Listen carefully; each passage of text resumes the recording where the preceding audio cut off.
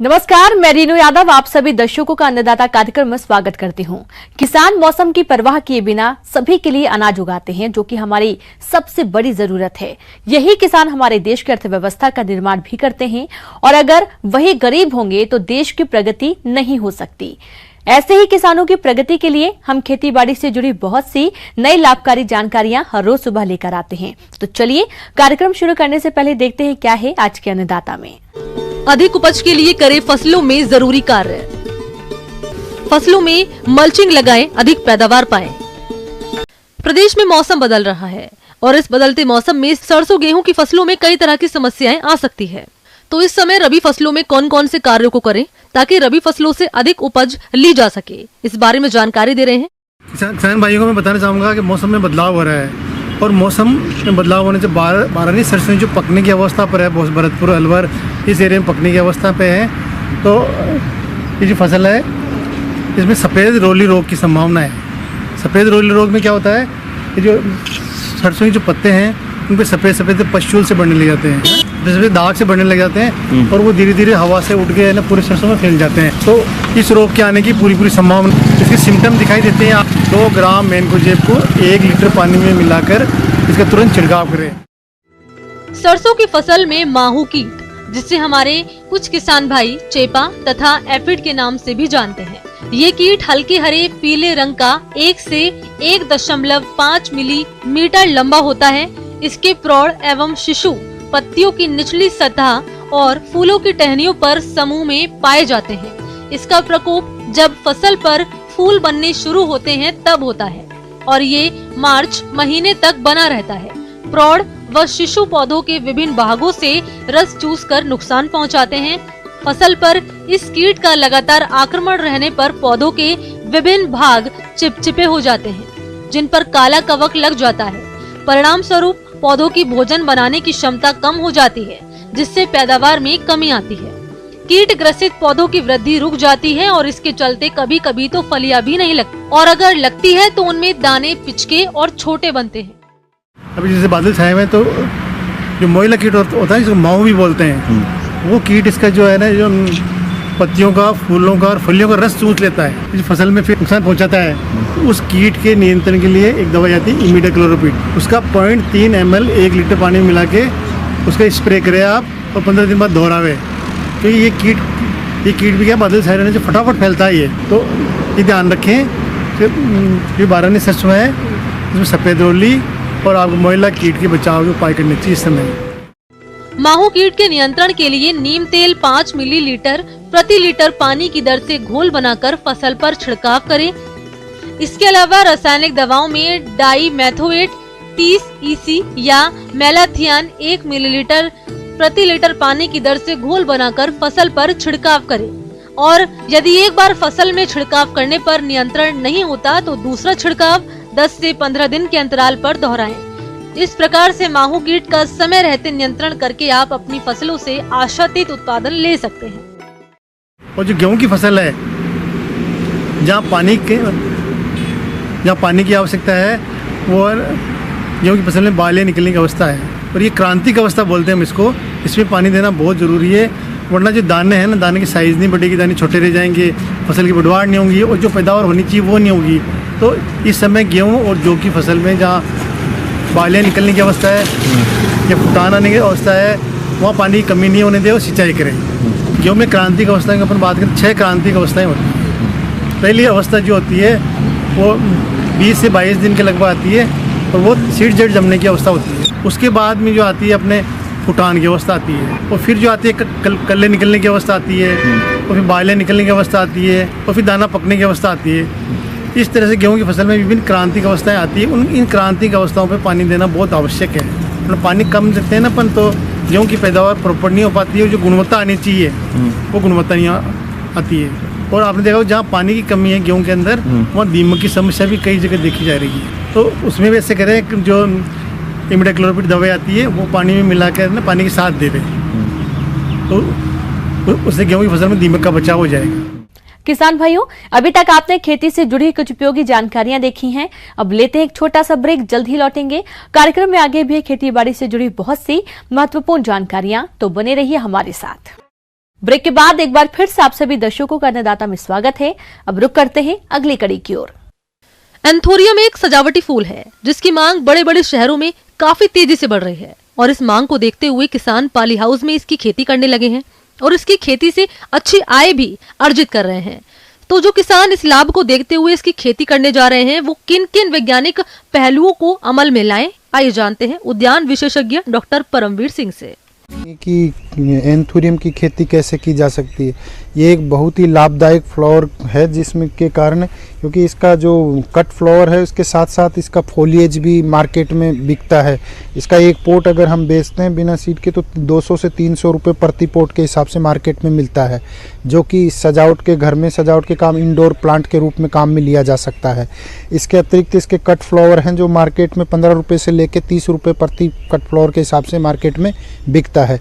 तो हम ये तो बात हो गई हमारे लाभ की। अब बात करते हैं इसमें इसकी खेती कैसे की जा सकती है। तो सबसे पहले हमारे रीजन के लिए ये ज़रूरी है कि यहाँ पे कौन सी वैरायटी सबसे अच्छा करती है। तो हमने यहाँ 5-10 वैरायटी का निरीक्षण करके देखा तो पाया कि जो जेविया वैरायटी है वो टेबल है और उसको अच्छे से किया जा सकता है।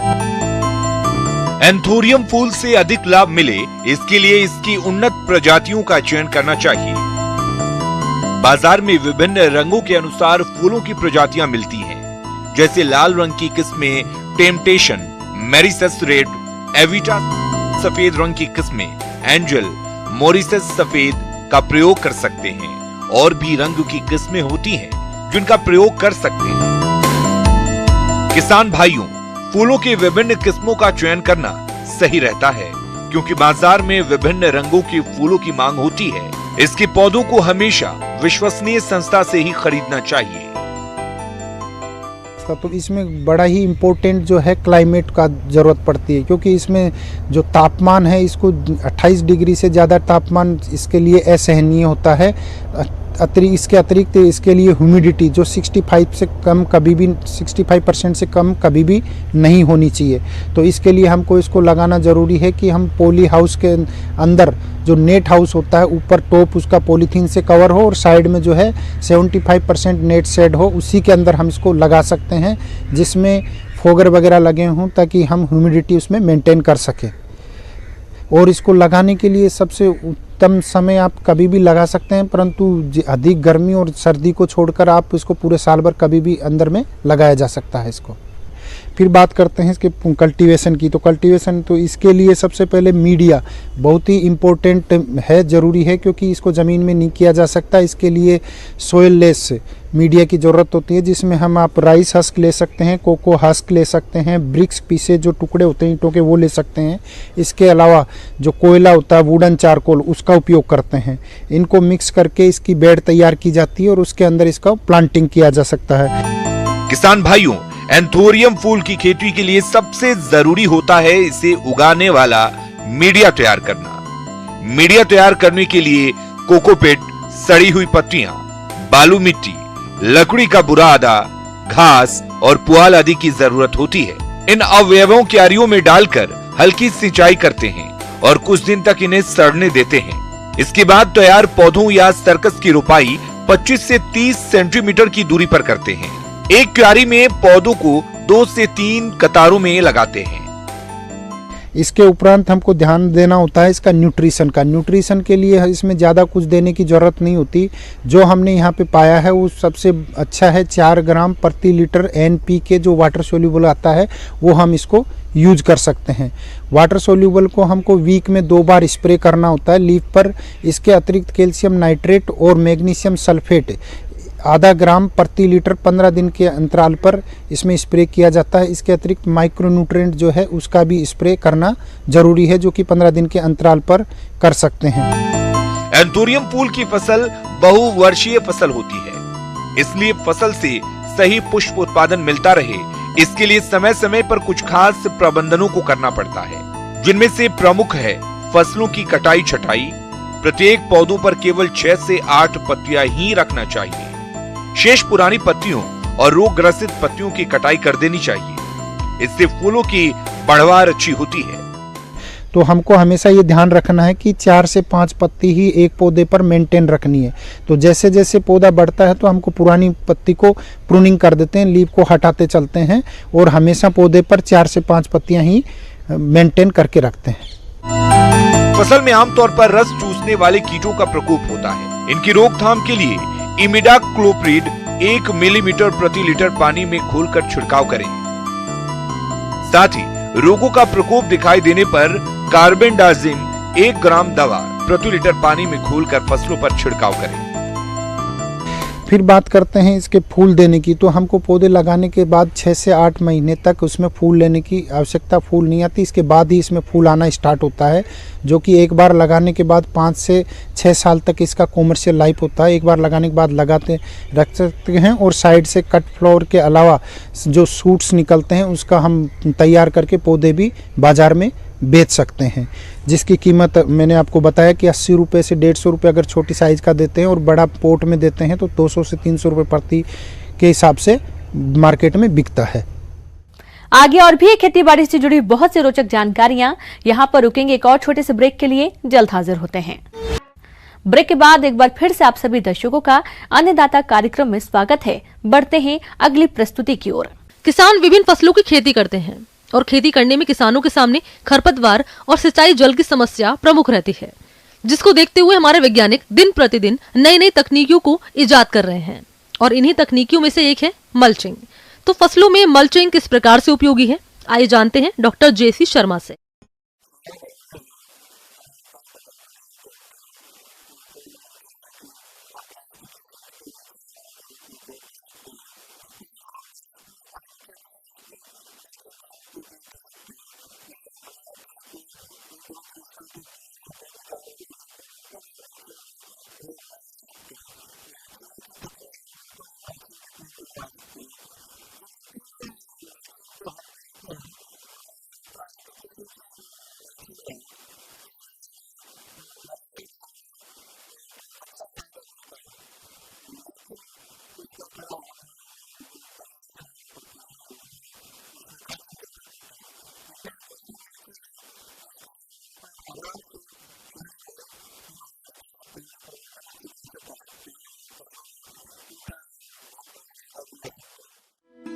किसान भाइयों, सबसे पहले जानते हैं प्लास्टिक मल्चिंग क्या है।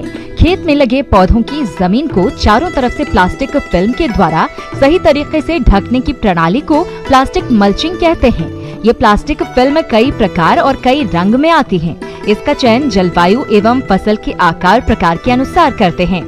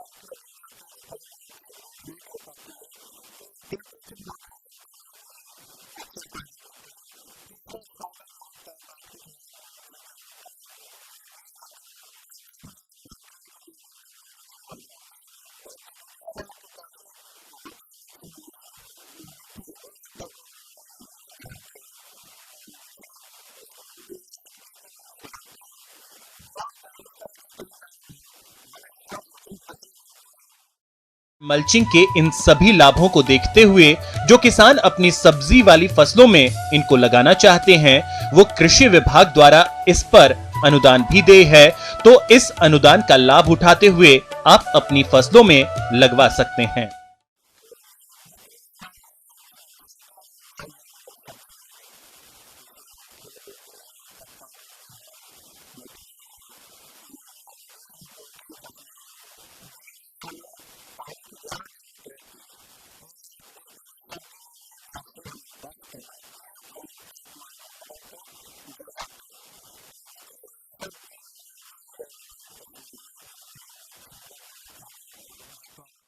अन्नदाता हेल्पलाइन निशुल्क फोन संपर्क सेवा के माध्यम से आपके द्वारा पूछे गए प्रश्नों में से एक या दो महत्वपूर्ण प्रश्नों को हम अपने कार्यक्रम में शामिल करते हैं और इसी के तहत आज का चयनित प्रश्न और उसका जवाब इस प्रकार है।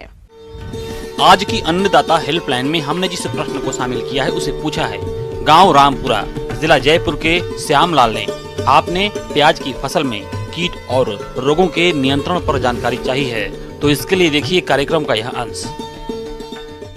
देखिए, अमूमन उत्तर भारत में आलू के बाद लोग अमूमन प्याज लगाते हैं, इसीलिए पैदावार कम होता है।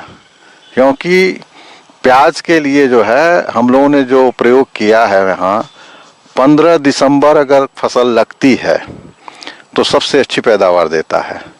देखिए, इस फसल में जो प्याज है, इसमें मुख्य रूप से पत्तियों से रस चूसने वाला जो थ्रिप्स होता है वो नुकसान करता है कीड़ों में। तो करता क्या है कि रस चूस लेगा तो भोजन नहीं बनता है, जिससे भोजन नहीं बनेगा तो कंद का विकास अच्छा नहीं होता है। तो थ्रिप्स के निदान के लिए हम कार्बोसल्फान 20 मिलीलीटर दवाई 10 लीटर पानी में घोल बना के छिड़कते हैं। चूँकि पत्तियां इसकी काफ़ी चिकनी होती हैं तो पत्ती के ऊपर दवा टीके, इसलिए चाहे आप रोग के लिए दवा छीटें चाहे कीड़ा मारने के लिए 1 लीटर में 10 ग्राम के एवरेज के हिसाब से गुड़ मिला दीजिए या गोंद मिला दीजिए, कुछ भी वो छिड़काव करना चाहिए। इसी तरीके से पर्पल ब्लाच, वो एक बैगनी धब्बा आता है, उसमें पत्तियों में स्पॉट बनते हैं, क्षेत्रफल उसका घटता जाता है, भोजन भी वहाँ भी भोजन बनने की जो क्षेत्रफल है घट जाता है, तो पौधा रोगी हो जाता है, इसलिए भोजन कम बनेगा तो पैदावार कम होगी। इसके लिए मैंकोजेब दवाई आती है, 2 मिलीलीटर दवा या 2 ग्राम लिक्विड में अगर है 2 ग्राम 1 लीटर पानी में घोल बना के छिड़काव करेंगे, तो अगर वो 10-10 दिन के अंतर पर छिड़काव कर लेंगे कीड़ा मारने वाली दवाई और आपको रोग से बचाव के लिए, तो फसल रोग मुक्त रहेगी। प्याज के सफल उत्पादन के लिए नाइट्रोजन को रोपाई के 30 से 45 दिनों के बाद खड़ी फसल में प्रयोग करना चाहिए और सिंचाई आवश्यकता अनुसार 10 से 15 दिन पे कीजिए। एक बार चूँकि उथली जड़ वाली फसल है, हल्की निकौनी करना चाहिए और अंत में सिंचाई करते जाएंगे। जब फसल लगभग 4 महीने की होती है तो वो पत्तियां उसकी सूखने लगती हैं, गर्दन टूट के गिरने लगती है। जब 50% ऐसा हो जाए तब सिंचाई बंद कर देना चाहिए। औसतन अच्छी फसल पूरा स्वस्थ फसल रहने से वो 250 से 300 कुंटल किस्मानुसार जो है इसकी उपज 1 हेक्टेयर में किसान भाई ले सकते हैं।